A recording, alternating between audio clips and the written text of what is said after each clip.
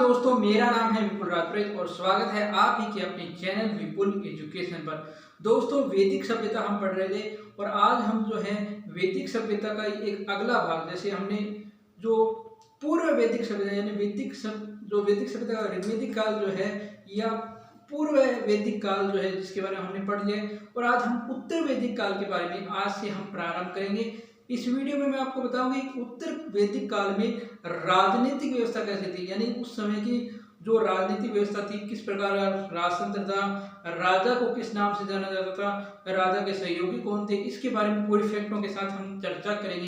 चलिए दोस्तों, आज का वीडियो शुरू करते हैं और वीडियो शुरू करने से पहले एक लाइक आप जरूर करें और सब्सक्राइब बटन को प्रेस करके बेल आइकन की घंटी को भी दबा दें। चलिए दोस्तों, आज देखते हैं। तो सबसे पहले देखो उत्तर वैदिक काल। उत्तर वैदिक काल, अगर आप उत्तर वैदिक काल के प्रारंभ की बात करोगे तो उत्तर वैदिक काल माना जाता है 1000 से 600 ईसा पूर्व। देखो, ऋग्वेदिक काल की जब हमने चर्चा की थी तो मैंने आपको बताया था कि ऋग्वेदिक काल था 1500 से 11 ईसा पूर्व और उत्तर वैदिक काल है दोस्तों 1000 से 600 ईसा पूर्व। इसका जो मुख्य केंद्र की आप बात करोगे, इसका मुख्य केंद्र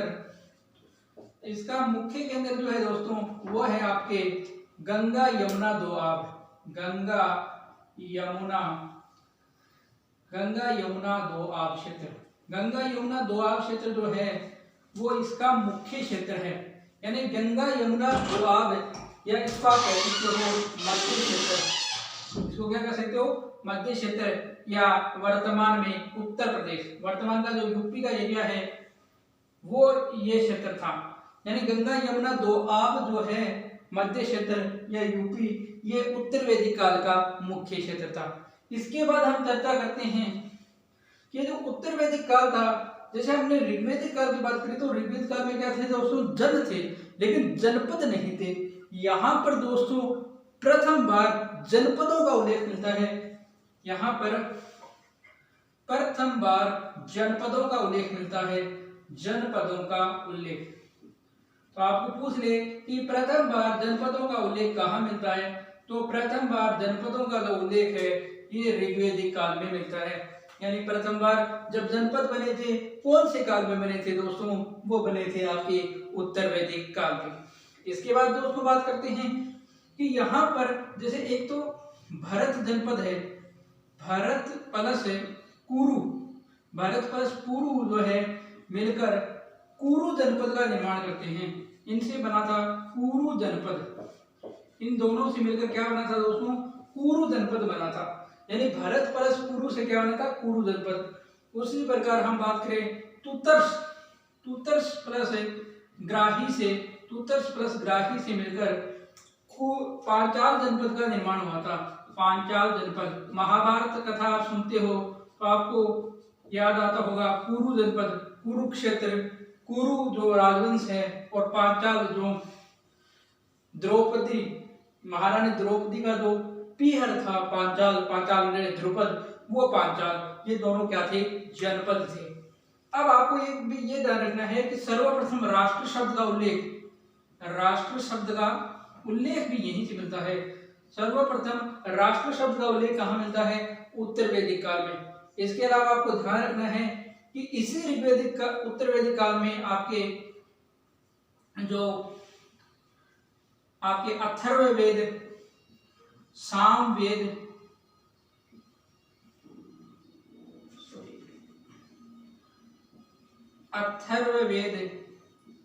सामवेद, यजुर्वेद और जो ब्राह्मण ग्रंथ थे दोस्तों, ब्राह्मण ग्रंथ, आरण्यक ग्रंथ, इन सब और उपनिषदों और आरण्यक ग्रंथों का भी इसी समय निर्माण हुआ था। आरण्यक ग्रंथों का भी इसी समय निर्माण हुआ था। यानी जितने भी आपके अथर्ववेद कह दो, सोमवेद कह दो, यजुर्वेद कह दो, ब्राह्मण ग्रंथ कह दो, उपनिषद कह दो, आरण्यक ग्रंथ कह दो, इन सब का भी उत्तर वैदिक काल में निर्माण होता है, क्योंकि ऋग्वेद काल में सिर्फ ऋग्वेद बना था। अब इसके बाद चर्चा करते हैं हम आगे। तो आगे देखो, चर्चा करने में हमारा आगे का जो विषय है वो है राजनीतिक व्यवस्था। ये तो इसकी सामान्य चर्चा हो गई कि ऋग्वेद काल में क्या क्या था। अब राजनीतिक व्यवस्था पर चर्चा करते हैं। तो देखो राजनीतिक व्यवस्था में आपको ध्यान रखना है, इसकी जो राजनीतिक व्यवस्था है इसमें आपको ये ध्यान रखना है कि राजनीतिक व्यवस्था में राजा जो है वो प्रमुख था। राजा क्या था? मुख्य था। राजा को जो है राजा प्रमुख था, लेकिन राजा के अधिकार जो है दोस्तों यहाँ सीमित नहीं रहे, राजा के अधिकारों में वृद्धि हुई। एक तो इस काल में राजा के अधिकारों में वृद्धि हुई, दूसरा ये कबीले का राजा ने रहकर जन का राजा हो गया। उस समय ऋग्वेद काल में हमने पढ़ा था कि कबीले का राजा था, अब ये क्या है? कबीले के स्थान पर जन का राजा हो गया। कबीले के स्थान पर जन का राजा हो गया। जन का राजा, कबीले के स्थान पर किसका राजा हो गया दोस्तों? जन का राजा हो गया। इसके बाद इसका जो पद है वो वंशानुगत हो गया। वंशानुगत हो गया, यानी इसका पद क्या हो गया? वंशानुगत है, वंश परंपरा के अनुसार इसका पद हो गया। इसके अलावा एक बात ये देखनी है कि जो सभा और समिति थे, सभा समिति के अधिकार सीमित हो गए। इनके अधिकार क्या है? सीमित हो गए।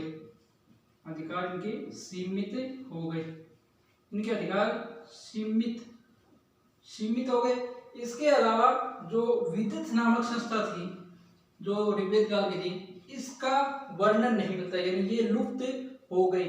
इसके अलावा हम बात करें तो राजा था, इसका चुनाव एक विस नामक संस्था करती है, यह भी उल्लेख मिला है। राजा का चुनाव विस नामक संस्था करती थी, यह भी उल्लेख मिला है कि विस नामक संस्था राजा का चुनाव करती थी। इसके अलावा हम दोस्तों बात करें तो आपके वर्णन मिलता है कि राजा के चार ऐसे मतलब चार दिशाओं में अलग अलग राजा को बताया गया था। उत्तर दिशा का राजा, दक्षिण का, पूर्व का और पश्चिम का। अलग अलग राजा बताए गए थे कि उत्तर दिशा का राजा अलग होता था, पूर्व दिशा का राजा अलग होता था, पश्चिम दिशा का राजा अलग होता था। जैसे उत्तर दिशा के राजा को तो कहा गया सम्राट, इसको कहा गया सम्राट, इसको कहा गया स्वराट, इसको कहा गया स्वराज, हाँ इसको कहा गया एकराट, इसको कहा गया विराट, इसको कहा गया स्वराट। यानी सम्राट, स्वराज, विराट और स्वराट, ये अलग अलग दिशाओं में राजा थे। और इन सबको जो जीत लेता था, एक राट कहा गया दोस्तों चारों दिशाओं को जीतने वाले राजा बना। यानी इन चारों दिशाओं पर जो विजय प्राप्त कर लेता था, ये था एक राट। यानी चारों दिशाओं का विजेता जो राजा था दोस्तों, दिशाओं का विजेता राजा वो था दोस्तों आपके कौन है?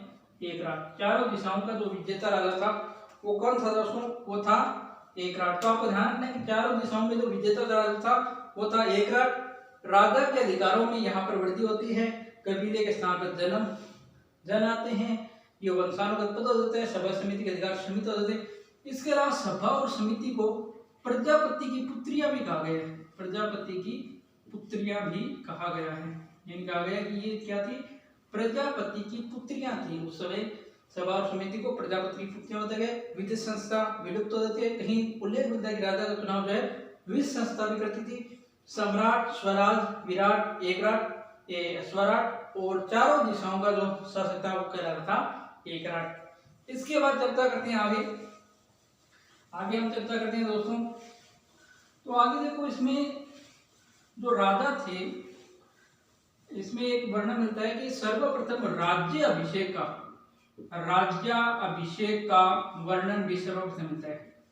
राज्याभिषेक का वर्णन प्रथम बार, यानी प्रथम बार राज्याभिषेक का वर्णन भी यहीं से मिलता है दोस्तों। यानी पहली बार जो राज्यों का राज्याभिषेक हुए थे वो उत्तर वैदिक काल से इसकी शुरुआत मानी जाती है। इसके अलावा राज्याभिषेक के बाद इसके राजा के पास 12 सहयोगी होते थे। राजा के 12 सहयोगी, और उन 12 सहयोगियों का कहा गया है रत्निन। क्या कहा गया है? रत्निन। यानी राजा के पास 12 सहयोगी होते थे और 12 सहयोगियों का कहा गया है रत्निन। किस नाम से? रत्निन। इनका जो जिक्र है आपको शतपथ ब्राह्मण ग्रंथ में मिलता है। शतपथ ब्राह्मण ग्रंथ में मिलता है। इसके अलावा यजुर्वेद में भी इनका वर्णन मिलता है। यजुर्वेद में भी इसका वर्णन आपको मिलता है। यजुर्वेद में भी इसका वर्णन आपको मिलता है। ये 12 सहयोगी देख लो कौन कौन से थे। पहला तो था मुख्य राजा था ही। इन 12 रत्नों में आपको याद रखना है राजा भी एक रत्न है, राजा। 2 नंबर आपको याद रखना है युवराज। 3 नंबर आपको याद रखना है महिषी, जिसे कहा गया दोस्तों पटरानी।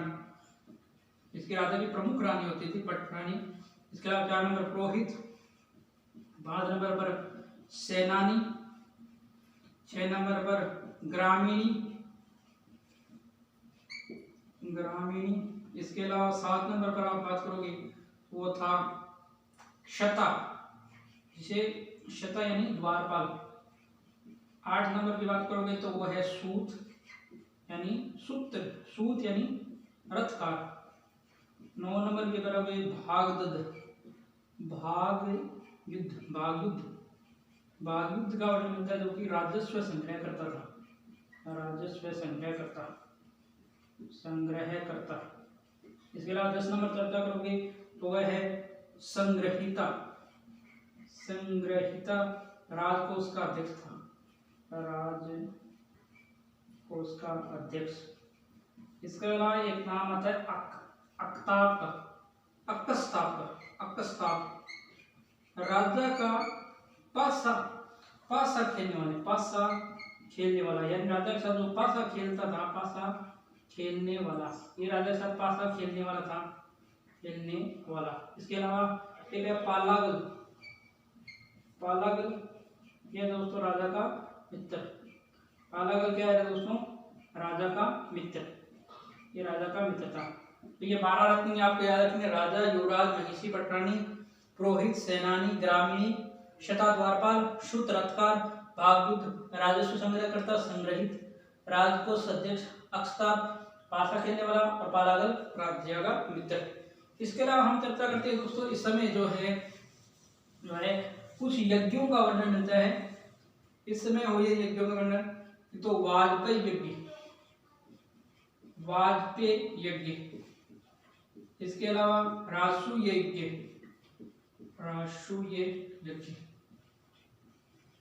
ये जो है कुछ यज्ञ थे प्रमुख, वैसे वाजपेयी यज्ञ है, राजसू यज्ञ है, और इसके अलावा बात करोगे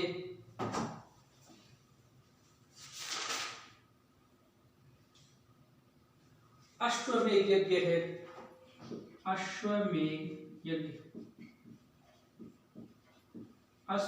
यज्ञ। इन 3 यज्ञों का भी इस व्यवस्था में उल्लेख मिलता है कि वाजपेयी यज्ञ कब होता था, राजसू यज्ञ कब होता था, और अश्वमेध यज्ञ कब होता था। ये जो है दोस्तों राजसू यज्ञ ये राज्याभिषेक के समय होता था। राज्याभिषेक के समय वाजपेयी यज्ञ घोड़ों की दौड़ करवाई जाती थी, घोड़ों की दौड़। इसके अलावा जो अश्वमेध यज्ञ ये राज्य विस्तार के लिए किया जाता था। आपने भगवान राम की रामायण में सुना होगा कि भगवान राम ने अश्वमेध यज्ञ करवाया था। तो वो अश्वमेध यज्ञ करवाया किस लिए था कि जो अश्वमेध यज्ञ जिस राजा की सीमा में जाता है, वह राजा अगर अश्वमेध यज्ञ के सामने सर झुकाकर मतलब भगवान राम की मित्रता स्वीकार कर लेता है तो ठीक है। अगर वो उस घोड़े को पकड़ देता है, मतलब घोड़ा अगर उस राज्य से सुरक्षित चला जाता है तो मतलब भगवान राम की मित्रता स्वीकार करता है। अगर घोड़े को पकड़ देता है तो वो क्या होता है, भगवान राम के सामने युद्ध करना पड़ता था। ये अश्वमेध यज्ञ था। इसके अलावा दोस्तों राजनीतिक व्यवस्था में हम बात करें तो और कुछ जानकारियां जो है,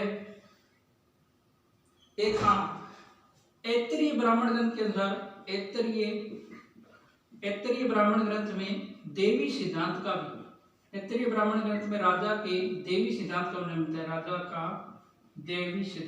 राजा का देवी सिद्धांत जो है वो ऐत्तरीय ब्राह्मण ग्रंथ के अनुसार मिलता है। राजा का देवी सिद्धांत, यानी ऐत्तरीय ब्राह्मण ग्रंथ में कहा गया कि राजा का देवी सिद्धांत क्या था। इसके अलावा हम बात करें तो दोस्तों कुछ प्रमुख अधिकारी और होते थे।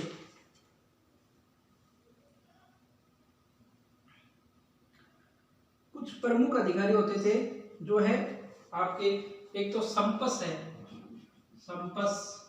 इसको गुप्तचर कहा जाता था, गुप्तचर को संपस नाम से जाना जाता था। इसके अलावा उस समय का जो न्यायाधीश था उसको प्रसन्न विनाक कहा जाता है। उस समय के न्यायाधीश को प्रसन्न विनाक कहा जाता था।